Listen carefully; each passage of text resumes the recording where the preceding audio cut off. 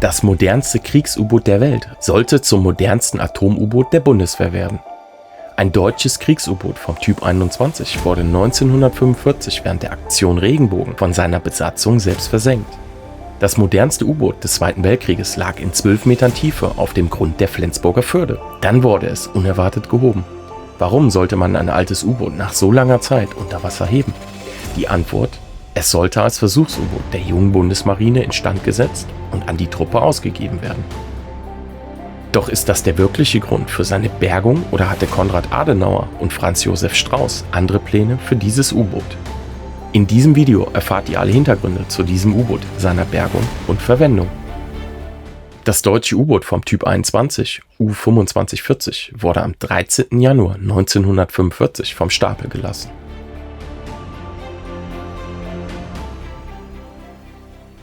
Der Baubeginn von U-2540 erfolgte am 28. Oktober 1944 im Hause Blom und Voss. Bereits am 13. Januar 1945 war der Stapellauf und am 24. Februar 1945 erfolgte die Indienststellung bei der Kriegsmarine. U-2540 gehörte dann der 31. U-Flottille an. Im April 1945 wurde das U-Boot mit seiner neuen Besatzung auf Frontausbildung nach Ronne, eine Insel in Dänemark, geschickt. Doch aufgrund des Treibstoffmangels musste die Ausbildung unterbrochen werden und U-2540 wurde nach Swinemünde beordert. Von hier aus sollte es weiter nach Westen verlegt werden. Seine Befehle führten es nach Fehmarn, wo es am 3. Mai 1945 auf eine weitere Gruppe von U-Booten traf. Zu dieser Gruppe gehörte auch ein Zielschiff, welches als Hilfsschiff agierte. Die Gruppe von Booten wurde Ziel alliierter Luftangriffe. Einige der Besatzungsmitglieder kamen dabei ums Leben. U-2540 blieb aber unbeschädigt. Infolgedessen tauchte das U-Boot und flüchtete in Richtung Flensburg. Da die Situation immer dramatischer wurde, ordnete man im Rahmen der Aktion Regenbogen die Selbstversenkung von U-2540 an. Die Besatzung bereitete alles vor, öffnete die Flutventile und setzte auf ein Fischereischiff über. U-2540 sank auf den Grund der Flensburger Förde. Seine Besatzung kam kurz danach in Kriegsgefangenschaft. Das Schicksal von U-2540 schien mit vielen weiteren Booten und Schiffen besiegelt. Das einst fortschrittlichste U-Boot der Welt lag ohne einen einzigen Torpedo auf ein feindliches Schiff abgegeben zu haben, auf dem Grund der Flensburger Förde. Doch das Schicksal hatte andere Pläne mit diesem U-Boot. Die junge Bundesrepublik wurde aufgrund der NATO-Mitgliedschaft wiederbewaffnet, um gegen einen alten, neuen Feind, die Sowjetunion, gerüstet zu sein. Doch diesmal stand es an der Seite der Westalliierten. Die beschlossen, dass Deutschland zur Verteidigung seiner Küsten U-Boote benötigte. Die Siegermächte gestatteten der Bundesrepublik kleine bis zu 350 Tonnen U-Boote. Dafür wurde der U-Boot-Typ 23 ausgewählt. Dieser U-Boot-Typ wurde bereits seit 1944 gebaut und es wurden 61 Boote an die Kriegsmarine ausgeliefert. Dieser Typ wurde als kleines Küsten-U-Boot konzipiert, war leicht und kostengünstig zu produzieren. Man entschloss sich im Jahre 1956, 2 dieser U-Boot-Typen, die durch ihre Besatzung 1945 versenkt wurden, zu heben. Es waren U-2365 und U-2367. Die beiden gehobenen Wracks wurden von den Howaldswerken instand gesetzt. 1956 wurden sie der Bundesmarine unter dem Namen Hai und Hecht übergeben und in Dienst gestellt. Die Bundesmarine hatte jetzt ihre eigenen U-Boote. Obwohl man die Größe der U-Boote der Bundesmarine festlegte und begrenzte, ist es umso verwunderlicher, dass man sich dazu entschloss, ein weitaus größeres und zudem hochseetaugliches U-Boot als Erprobungsboot zu suchen. Die Siegermächte stimmten widerwillig zu, da dieses Erprobungs-U-Boot nicht als Kriegswaffe zu nutzen war. Jetzt beginnt diese Geschichte merkwürdig zu werden und viele Ereignisse ergeben keinen Sinn, auf den ersten Blick zumindest. Die Bundesregierung unter Adenauer entschloss sich dazu, ein U-Boot vom Typ 21 vom Meeresgrund zu heben, instand zu setzen und der Bundesmarine als Erprobungs-U-Boot zu übergeben. Offiziell hatte man den Typ 21 ausgewählt, da er hohe Unterwassergeschwindigkeiten aufwies und sehr lange getaucht operieren konnte. Doch warum diese Gründe vorgeschoben sind, bemerkt man, wenn man sich vor Augen hält, dass dieser U-Boot-Typ in Deutschland entwickelt, produziert und eingesetzt wurde. Das bedeutet, dass es genug Menschen gab, die diesen Typ entworfen, entwickelt, erprobt, gebaut und gefahren haben. Es war ja schließlich erst 12 Jahre her, als diese U-Boote noch im Dienst Deutschlands waren. Warum muss also die Bundesrepublik dieses U-Boot erproben? Man hätte auch einfach die Unterlagen, die Konstrukteure und die U-Boot-Fahrer befragen können, um einen kleineren U-Boot-Typen auf der Grundlage des Typs 21 zu entwickeln. Das Know-how war ja schließlich vorhanden.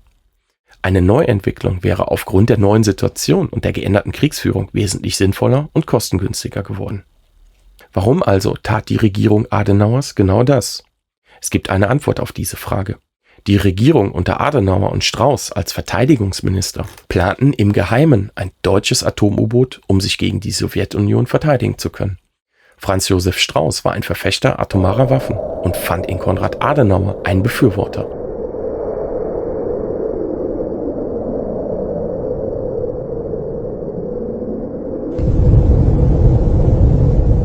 Mehr zu diesen Plänen erfahrt ihr in meinem letzten Video. Link in der Videobeschreibung. Da ein atomar angetriebenes U-Boot eine gewisse Größe besitzen muss, fiel die Wahl auf den größten deutschen Front-U-Boot-Typen. Zwar war dieser Typ noch zu klein für den fast 10 Meter hohen Erprobungsreaktor für Schiffe, doch waren sich die Wissenschaftler sicher, dass in wenigen Jahren ein kleinerer, aber effizienterer Reaktortyp bereitstand, um ihn in ein U-Boot des Typs 21 zu verbauen. Da im Jahre 1957 die meisten U-Boote gehoben und verschrottet wurden, suchte man nach einem nicht gehobenen und weitestgehend unbeschädigten Exemplar. Die Wahl fiel auf U-2540, welches seit 1945 auf dem Grund der Flensburger Förde lag. Die Suche nach U-2540 begann und im Juni 1957 fand das Suchschiff Meteor II das U-Boot nahe dem Flensburger Feuerschiff. Alsbald begannen die Vorbereitungen zur Hebung der modernen Kriegsmaschine. Es dauerte einige Tage, bis alle Taue unter dem Rumpf des Bootes durchgezogen und sicher befestigt waren. Dann erblickte U-2540 nach 12 langen Jahren zum ersten Mal die Wasseroberfläche. Flensburg betrachtete das U-Boot nach 12 Jahren erstmals. Im U-Boot blieb die Zeit stehen, doch Flensburg hatte sich verändert. Die Spuren des Krieges waren weitestgehend verschwunden. Flensburg war nun wieder in Frieden. Als U-2540 sank, war Flensburg vom Krieg gezeichnet. Doch U-2540 hielt für die Männer, die an seiner Hebung beteiligt waren, eine Überraschung bereit. Das Boot war in erstaunlich gutem Zustand. Die Männer, die das Boot betraten, staunten nicht schlecht, dass in den Abteilungen, wo Luftblasen das Eindringen von Wasser verhinderten, die Farbe noch aussah wie zu seiner Dienstzeit. Alles schien dort in einer Art Zeitkapsel festgehalten zu sein. U-2540 wurde nach Eckernförde geschleppt, dort legte man es auf Grund. Hier sollte sich Boot und Kommandant nach 12 Jahren wieder vereinigen. Der Kommandant wartete dort auf sein U-Boot. Jetzt muss man sich vorstellen, was in diesem Menschen vorgeht, wenn er so lange nach dem Krieg sein U-Boot, was er selbst versenken musste, wieder sieht. Und das über der Wasseroberfläche. Die Emotionen müssen eine Achterbahnfahrt gewesen sein. Durch U-Boot-Experten wurden die Ventile verschlossen und das Boot schwimmfähig gemacht. Dann wurde U-2540 zu den Howaldswerken in Kiel schwimmend überführt, um dort instand gesetzt zu werden. Nachdem alle Einzelheiten der Instandsetzung geklärt waren, da Deutschland ein solch großes U-Boot nicht besitzen durfte, stellten sich die Einzelheiten mit dem Bundesamt für Wehrtechnik und Beschaffung, der Regierung Adenauers und den westalliierten Siegermächten schwierig dar, konnten die Umbaumaßnahmen letztendlich beginnen. Zuerst wurde der Turm demontiert, da dort die Flakgeschütze immer noch auf feindliche Fliegerangriffe warteten. Die weiteren Umbaumaßnahmen wurden durch das Ingenieurbüro IKL festgelegt und geplant. Ausgerechnet dasselbe Ingenieurbüro, das dann von der Regierung Adenauers damit beauftragt wurde, eine Vergleichsstudie für das Bundesministerium der Verteidigung für Atom-U-Boote anzufertigen. Die Wahl fiel wohl nicht grundlos auf das Ingenieurbüro IKL. Was erstaunlich ist, das U-Boot verfügte über eine fortschrittliche Torpedoschnellladeeinrichtung, die so von Deutschland in einem so großen U-Boot nicht besessen werden durfte. Und doch wollte man diese Anlage instand setzen. Die Ausrede dafür: man wollte das Boot als schwimmenden Schießstand nutzen. Auch hier war der deutsche Erfinderreichtum auf Höchstleistung. Was man nicht besitzen durfte, wurde einfach nett umschrieben, um es den Siegermächten als nützlich und unabdingbar zu verkaufen. Unter anderen, oder besser gesagt, falschen Angaben. Das U-Boot erhielt den Namen Wal und die U-Boot-Klasse wurde von der Bundesmarine auf 241 festgelegt. Als alle Umbauten abgeschlossen waren, wurde das U-Boot in Dienst der Bundeswehr gestellt. Diese Zeremonie wurde von dem berühmten U-Boot-Fahrer des Zweiten Weltkrieges Otto Kretschmer, ehemals Kommandant von U-99, vollzogen. Er taufte das Boot am 1. September 1960 auf dem Namen Wilhelm Bauer. Dieser Name wurde zu Ehren des U-Boot-Ingenieurs Wilhelm Bauer dem Boot verliehen. Sebastian Wilhelm Valentin Bauer, 23. Dezember 1832 in Dillingen an der Donau, 20. Juni 1875 in München verstorben, war ein deutscher Erfinder, der das erste moderne Unterseeboot nach seinen Plänen in Kiel erbauen ließ und 1851 am Tauchversuch teilnahm. Die NATO hatte für das Boot eine ganz eigene Bestimmung und Bezeichnung, da ein solches U-Boot nicht der jungen deutschen Bundesmarine unterstellt sein durfte. Da es zu groß und zudem hochseetauglich war, wurde es dem Bundesamt für Wehrtechnik und Beschaffung unterstellt. Da es nicht zur Kampfflotte gehören durfte, erhielt es die NATO-Kennung Y-880. Jetzt war eine strikte Trennung vollzogen und die Regierung Adenauers hatte ein großes U-Boot und konnte jetzt seine Pläne, die Bundeswehr mit Atom-U-Booten aufzurüsten, endlich unter dem Deckmantel der Erprobung verfolgen.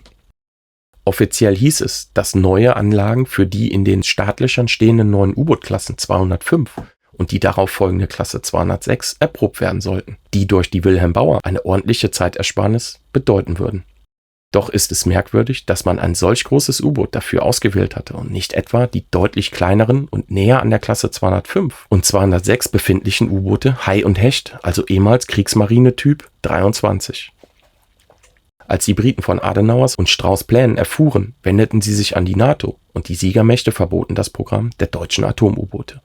Der Traum der Regierung Adenauers platzte wie eine Seifenblase und die Wilhelm Bauer, das ehemalige Weltkriegs-U-Boot U-2540, blieb das, was es war, ein Versuchs-U-Boot. Die deutschen Ingenieure perfektionierten einfach das, was sie besitzen durften und der dieselelektrische Antrieb Made in Germany wurde zum Welterfolg.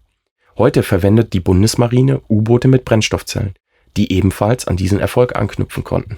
Auch diese Boote sind gefürchtete und begehrte Waffen weltweit.